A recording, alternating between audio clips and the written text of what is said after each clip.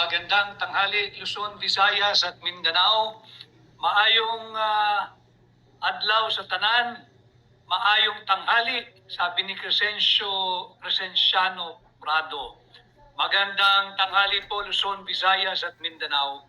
Ngayon ho ay araw na ng Thursday, July 23, 2026 at ganap na pong alas 12 impunto ng tanghali dito sa Pilipinas. At hayaan po ninyong batiin at i-welcome ko rin ang lahat ng ating mga kababayan na nagmumula sa iba't ibang panig ng mundo. Ang ating mga minamahal na overseas Filipino workers, ang ating mga minamahal na Filipino migrants, saan man po kayong bahagi ng mundo. Isang magandang araw po ng Thursday, July 23 dito sa Pilipinas, 12:02 p.m. At syempre, yung mga palaki ng palaki, dumarami, laging humahabol. Maraming salamat sa inyo, ang Team Replay. Magandang araw po sa inyong lahat. Tanghali na po, hingin ko ang inyong pahintulot na pahintulutan ninyo akong samahan ko kayo sa inyong pananghalian, yung mga nandirito sa Pilipinas at yung mga nasa ibang panig naman ng mundo. Ano man po ang inyong ginagawa, saan man po ang inyong patutunguhan, sana po ay isama ninyo ako dito sa ating live podcast ngayong araw na ang pamagat ay State of the Nation is Unsound. Marinig po niyo yan, State of the Nation is Unsound.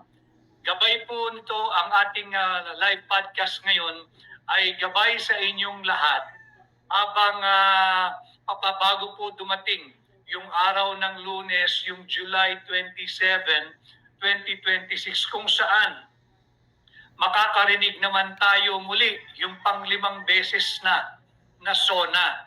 Panglimang beses na state of no achievement pa rin. Panglimang beses na yung SONA, state of no accomplishment pa rin. Kaya ito ang ating pamagat ngayong araw, State of the Nation is Unsound. Hihiling ko po ang inyong tulong kagaya ni At Galaxy from Singapore. Sana po ay makibahagi kayo actively, maging very engaging ang ating pong live podcast ngayong araw. Ito po ay very informative. Ito po ay para sa inyo. Ang ating layunin ay maiangat ang antas ng pampublikong diskurso, makadagdag sa inyong kaalaman at kamulatan upang lahat tayo ay magkaroon ng maisog na paninindigan, ng bukas na isipan at meron tayong mabuong kuro-kuro at opinyon upang tayong lahat ay maging bahagi sa mga mahalagang usaping panlipunan. Ulitin ko hindi kinakailangan na sumang-ayon kayo dito sa ating mga opinyon o kuro-kuro o paninindigan at pananaw. Ang importante lamang, I am encouraging all of you, bumuo kayo ng inyong independent at malaya at maisog na paninindigan at opinyon at kuro-kuro. So welcome po lahat dito sa ating live podcast. Sana ay magpatuloy po kayong mag-engage, mag-like, mag-comment, mag-share. Napakahalaga po ng pag-share ninyo, lalong-lalo na ang pag-follow sa Facebook. Yun po yung aking munting hiling sa inyo. Ganon din sa YouTube. Sana ay patuloy kayong mag-comment, mag-like, mag-react, mag-share. Napakahalaga po noon at mag-subscribe dyan po sa YouTube. Si Galaxy, at maraming salamat. Dan, like as always po, sabi ni Galaxy. Ganon din si at Elmer Tinio from Angeles City. Si Stone-Hearted Man, maraming salamat. Kasama natin siya. Si Erlene Escora Amodia. Erlene Escora Amodia with emphasis on tunay na oposisyon. Marami dyan nagpapanggap na oposisyon pero tumanggap naman ng mali-malitang pera galing sa pondo ng flood control projects. Hindi oposisyon yun. Marami riyan nagpapanggap na oposisyon pero hindi naman makasigaw ng panagutin si Bongbong Marcos sa korupsyon at kurakot na nagaganap sa ating bansa. Marami riyan nagpapanggap na oposisyon pero hindi masabing Marcos resign.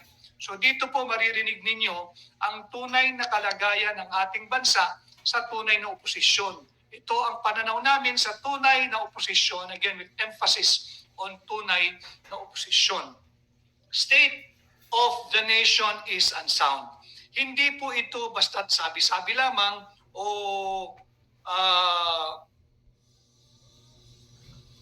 pero hindi po ito basta sabi-sabi lamang at walang basihan. Lagyan natin ng tamang konteksto at nang hindi po kayo maligaw. Ano? State of no achievement. Atras tayo kung saan nagsimula yung unang yugto ng State of the Nation supposedly ni Bongbong Marcos. July of 2022, ang halaga ng dolyar kontra piso, this was July of 2022.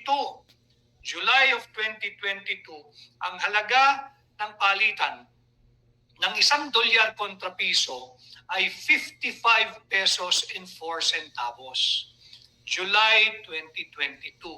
Fast forward, July of 2026, July 23, 2026 to be exact, ngayong araw, ang palitan ng piso kontra dolyar ay pumalo na sa 61 pesos and 74 centavos. Malaki yun mga kababayan. Napakalaki ng itinaas ng halaga ng dolyar, napakalaki ng ibinagsak ng piso sa loob lamang ng 4 na taon na pagiging Pangulo ni Bongbong Marcos. Kaya nga yung ating pamagat, State of the Nation is unsound. Again, we will put context, meaning, figures, and facts kung bakit tayo nagsasabi na sa papalapit na ikalimang yugto ng state of no achievement or state of no accomplishment ni Bongbong Marcos bago kayo